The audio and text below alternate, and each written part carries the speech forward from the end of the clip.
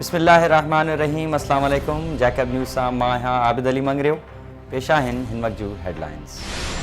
लाड़काने G rice canal में बनीगर बुॾी फौत। बाज़ीगर पुल वटां बनीगर ज़हीर ऐं गुलशन लगारी वेंझंदे बुॾी फौत थी विया। इलाइक़े वासियुनि संदन लाश कढी चाणका अस्पताल मुंतकिल कया। ॿई नीगर पाण में सौट ऐं भैंस कॉलोनी लाड़काने जा रहवासी ॿुधाया पिया वञनि।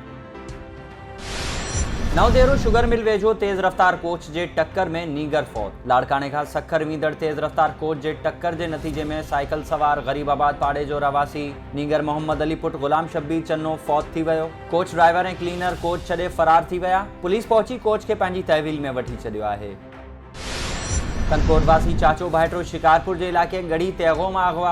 ॻोठ ख़ैरशाह वासी आबिद मोहम्मदाणी पंहिंजे पीरसन चाचे नवाब मोहम्मदाणी सां गढ़ी तेगो मां मुबैना तौरु अगवा थी वियो। ॿई ॼणा इलियास तेगाणी वटि उज़र ख़्वाही लाइ वियल हुआ। वारिसनि मौजिब एसएसपी कनकोट चयो त तव्हांजा माण्हू शिकारपुर जी हद मां अगवा थिया आहिनि। नापरकोट थाणे वियासीं, उन्हनि चयो त सीडीआर खणी अचो, उन बिना केस दाख़िल न कंदासीं। जॾहिं त एसएसपी अमजद शेख सीडीआर कढाए नंबर ट्रेस कया त मोबाइल शिकारपुर जी हद में बंदि थिया आहिनि।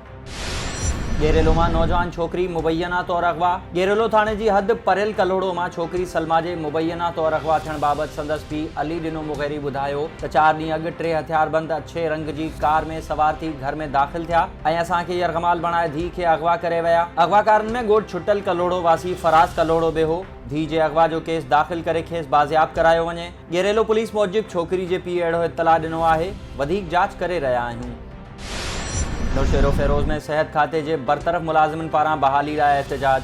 बरतरफ़ थियल मुलाज़िमनि सैयद रफ़ाकत शाह, मुमताज़ भट्टी, जावेद हुसैन ऐं ॿियनि सिविल अस्पताल खां प्रेस क्लब ताईं एहतजाजी रैली कढी मुज़ाहिरो कयो। मुलाज़िमनि मीडिया सां ॻाल्हाईंदे चयो त सेहत खाते में 9 साल नौकरी करण बाद सेक्रेटरी बिना नोटिस जे हटाए ज़ुल्म कयो आहे। असांजा ॿार बुखूं काटण ते मजबूर आहिनि। हुननि अपील कई त असांखे बहाल करे असांजे मासूम ॿारनि ते रहम कयो वञे।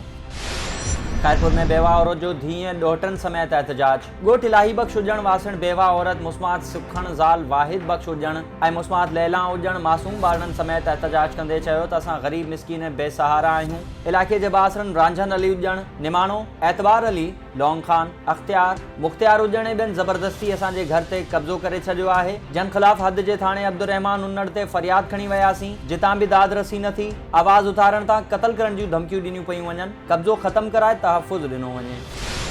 कनकोट पोस्ट ऑफिस इंतज़ामिया जी नाअहली सबब एहसास किफ़ालत जा लिफ़ाफ़ा गंद जे ढेर में पयल। कनकोट पोस्ट इंतज़ामिया पारां हुकूमत पारां आयल लिफ़ाफ़ा घर घर वञी मुस्तहिक़ औरतनि खे पहुचाइण बजाए मिर्ज़ापुर पाड़े जे गंद जे ढेर में उछलाया विया। शहर जे सियासी समाजी अॻवाननि शाहनवाज़ मरेठो, इब्राहिम खाकी, कामरेड अब्बास बाजकानी ऐं ॿियनि चयो त पाकिस्तान पोस्ट जे आला अख़्तियारनि खे अहिड़ी लापरवाही जो नोटिस वठी ज़िम्मेवारनि ख़िलाफ़ कार्रवाई करणु घुरिजे। मटियारी में ज़िले इंतज़ामिया पारां मुनाफ़िक़खोरनि ख़िलाफ़ कार्रवाइयूं जारी। इन सिलसिले में डिप्टी कमिश्नर सैयद मुर्तज़ा अली शाह जी हिदायतनि ते असिस्टेंट मुख्तियारकार मटियारी सैयद करार हुसैन शाह मेन बाज़ार में मुख़्तलिफ़ दुकाननि ते वञी अघ चेक कया ऐं गिराकनि जी शिकायतनि ते 6 दुकानदारनि ते ॾंड लॻायो, जॾहिं त 17 दुकानदारनि खे मुनाफ़िक़खोरी ते चिताव ॾिनो वियो। कनकोट में माज़ूर ऐं मुस्तहिक़ औरतनि पारां ईद जा फंड न मिलण ख़िलाफ़ एहतजाज। औरतनि क़ौमी शनाख्ती कार्ड हथ में खणी डिप्टी कमिश्नर ऑफिस ॿाहिरां एहतजाज कंदे चयो त हर साल ईद जे मौक़े ते डीसी पारां माज़ूर ऐं मुस्तहिक़ औरतनि खे फंड ॾिना वेंदा आहिनि, पर हिन भेरे असांखे रुलायो पियो वञे, जंहिंजो वॾे वज़ीर खे नोटिस वठणु घुरिजे। ऐं हाला में पाक फ़ौज पारां SOP ते अमल करण लाइ शहर जो दौरो करे मास्क विराया विया। पाक फ़ौज जे जवाननि लेफ्टिनेंट अब्दुल्ला जी अॻवानी में शाही बाज़ार, मार्केट, दरगाह रोड, बानुल नूं ऐं ॿियनि इलाइक़नि में शहरनि खे SOP ते अमल कराइण जी तंबीह कंदे मास्क पिणु विराया। ही हुयूं हिन वक़्त ताईं हेडलाइंस। वधीक ख़बरुनि ऐं अपडेट्स लाइ विज़िट कयो असांजी वेबसाइट www.jacobreezht.com ऐं फेसबुक ते फॉलो कयो।